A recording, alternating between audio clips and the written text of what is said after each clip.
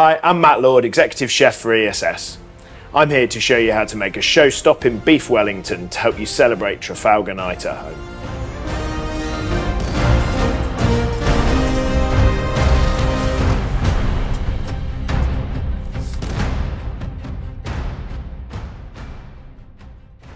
We're going to start off by trimming up our beef. So you can see we've got a little bit of fat left on the outside of the beef here, so we're going to use a sharp bony knife, just nick under the fat on one side and then gently run it down the other side. This is a fillet of beef, and when you go to your butchers you want to ask for a centre cut beef fillet. I work on about 150 grams of beef per person depending on the portion size you're looking for. This is just over a kilo here, which is going to be perfect for around 6 people. I'm just going to remove, you don't want to remove too much of the fat around it, just all that kind of silver skin from the back. If you ask your butcher, they will do this for you if you ask for the fillet of beef fully trimmed. But we want it to look like that. We can leave any fat across the back here as we prepare it. So next thing we need to do is season our beef. So we're going to put on some salt and pepper. So we've got some sea salt here. Remember, when seasoning your joint of beef, the only place that the seasoning is going to get is on the outside of that beef. So we want to make sure there's plenty of salt and pepper on there before we seal it up. We're going to fire up our stove. We want to make our pan kind of nice and hot to get a good sear on the beef. It's traditional on Trafalgar Night to celebrate with a baron of beef, but a beef Wellington is a great way of doing it at home. A baron of beef is a large cut of meat that normally a chef would parade around the dining room at a large navy function. But in this case, this is a perfect size for you to celebrate at home with. So get your frying pan really nice and hot, then we want to add a little bit of oil. Not too much, just enough to cover the bottom of the pan, and then we're going to pop the beef fillet in there. You want to hear a nice sizzle like that, and then we're going to add a little bit of butter. That's going to really help colour up that beef and get a really nice nutty flavour to it as well. So we're not actually cooking the beef here, we're just getting a nice sear on it so it sears those juices in when we come to bake it in the pastry later. Don't kind of move your beef around in the pan. We want to once you put it in there, leave it in one place, and we just want to turn it 2 or 3 times to get the colour on the outside. So once you've got colour on one side, turn your beef. You want to treat it almost like a square or a triangle, so you're sealing all sides, getting good colour to all sides.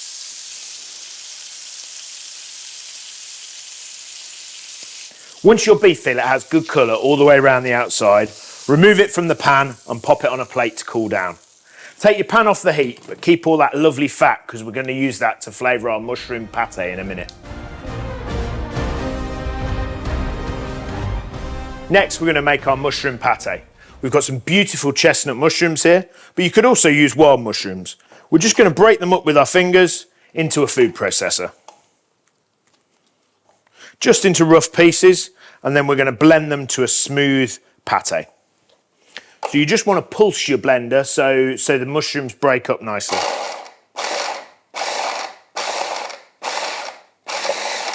Once your mushrooms are blended to a smooth paste, pop your pan back on the heat and add the mushrooms to the pan.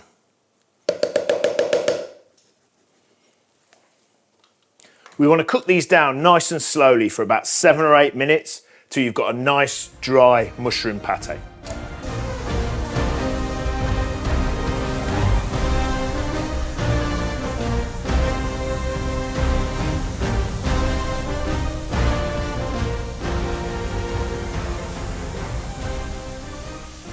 So as the mushrooms cook down, they're going to really absorb all that nice flavour from where we seared the beef off. They'll also release a lot of moisture.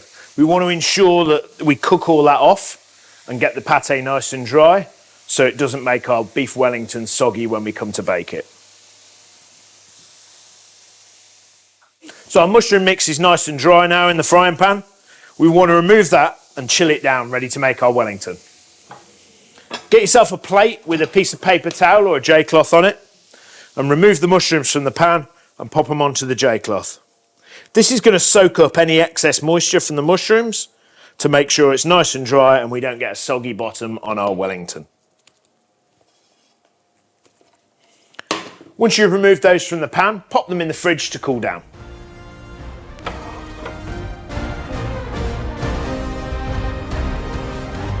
So next we're going to cook our spinach. Use the same frying pan as you've used all the way through the cooking process. It's going to need a little bit more butter and oil at this point.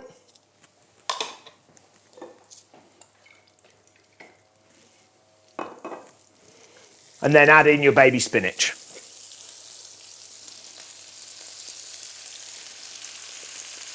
It does seem a lot for the pan, but as it cooks down, this spinach is going to wilt.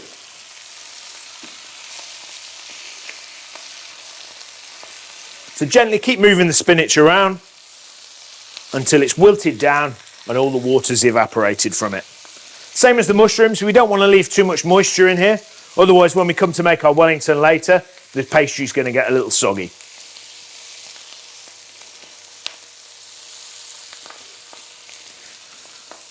You can see as the spinach cooks down, it's starting to wilt now. And we just keep it moving around the pan to ensure it doesn't burn.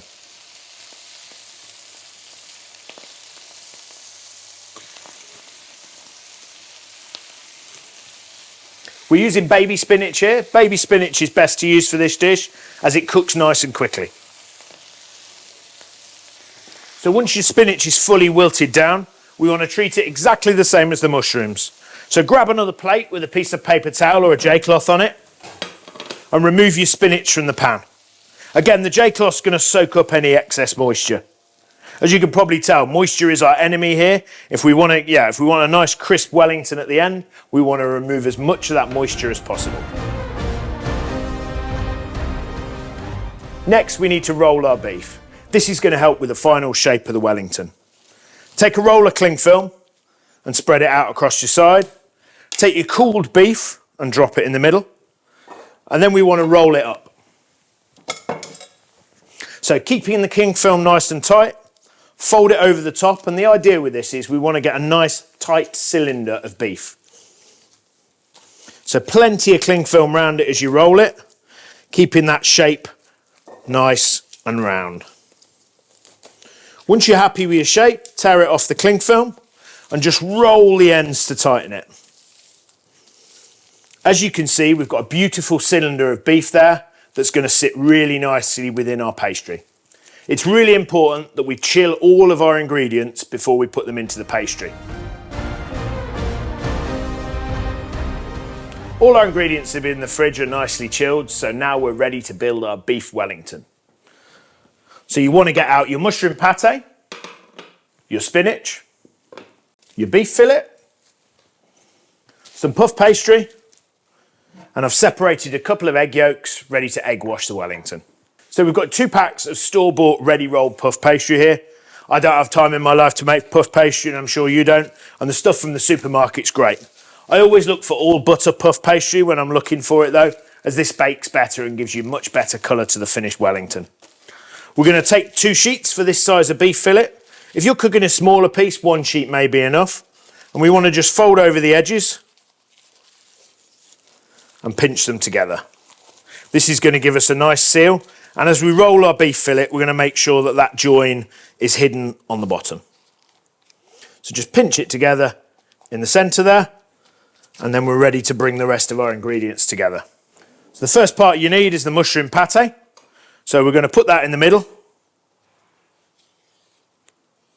You can see how nice and dry it is, so we haven't got too much moisture. And then we're going to use a palette knife and our fingers just to spread that out. What you're aiming for with the mushrooms is to have them around the same size as your beef. So you can keep holding it up against it to check that they're about the right place. And you want a nice even spread across the pastry. The next layer we're going to add is our spinach. So again, evenly spread across the top of the mushrooms. And a nice thin layer. If you pressed it out nice and firmly, should be really easy to put in place. Spread those leaves out so you've got a nice even layer, and then we're ready to add our beef. Doesn't need to be too neat, as all this will be hidden away once we've wrapped it in pastry. Next, use a sharp knife to remove the cling film from your beef.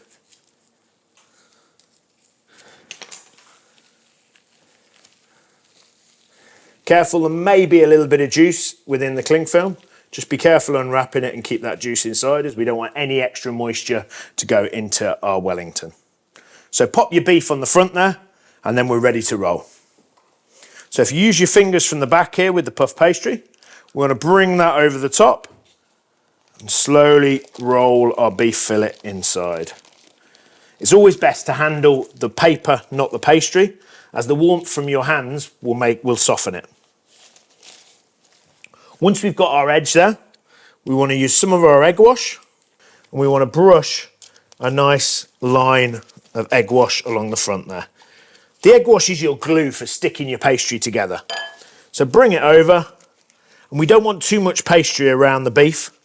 So what we're going to do is trim away any excess now. So using a sharp knife, just cut along the edge there a nice straight line. You can pop that excess pastry back in the fridge and it can be used for another recipe. We've got a nice shape to our Wellington now. So we're going to fold the ends in. So kind of bring the ends around and fold them over like this. Once our Wellington's baked, we can trim these away.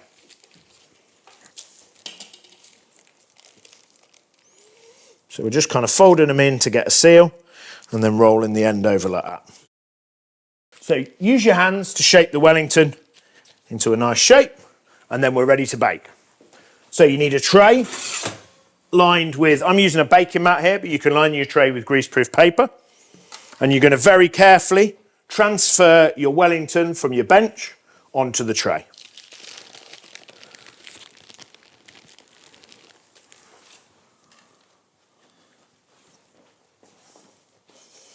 All the time, you can use your hands just to reshape it to get a really nice shape ready for your table.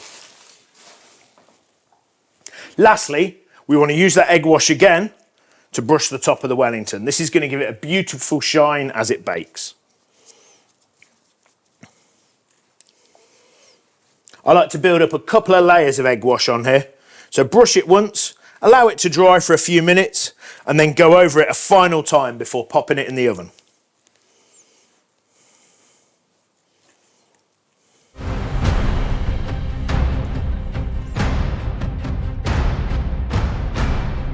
So we've given our Wellington a final glaze and now it's ready for the oven. It's going to take us around 30 to 40 minutes plus resting time. So you want to think about popping this in the oven about an hour or so before you're ready to serve. We've got our oven set to 230 to start with, and then we're going to turn the temperature down to 200 once we pop the Wellington in.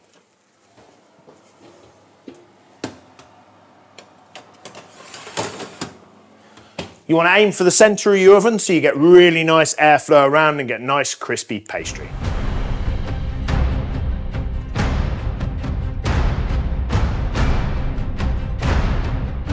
So our beef's been in the oven for about 40 minutes and he's looking good.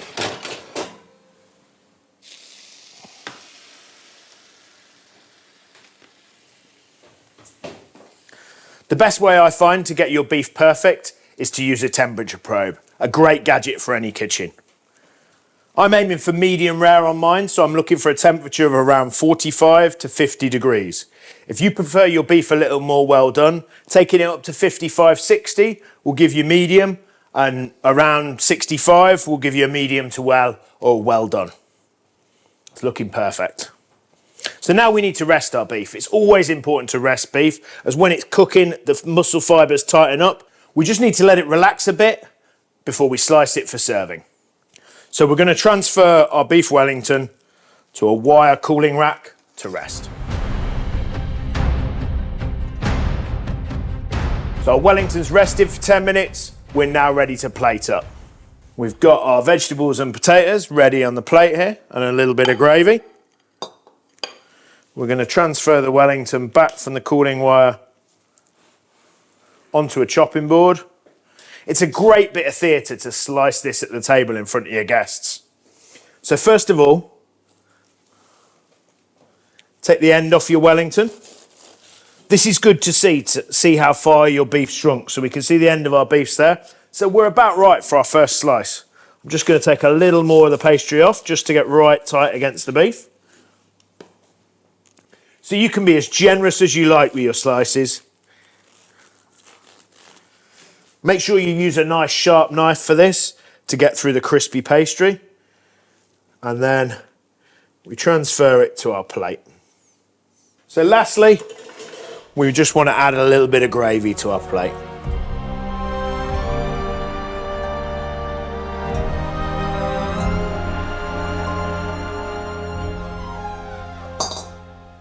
So that's how you cook a beef Wellington for your fabulous Trafalgar Night dinner.